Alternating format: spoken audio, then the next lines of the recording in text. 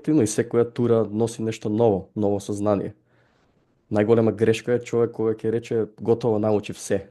Јас денес имам таква скромност кон планината што дури на водно да одам, што нели не се смета за сериозна планина, многу внимателно проверувам временски услови, прогноза, земам резерва, опрема и сите тие работи. И никогаш не се убедувам себе дека сум научил се. Секогаш има нешто ново. Особено па развив одговорност кон други луѓе.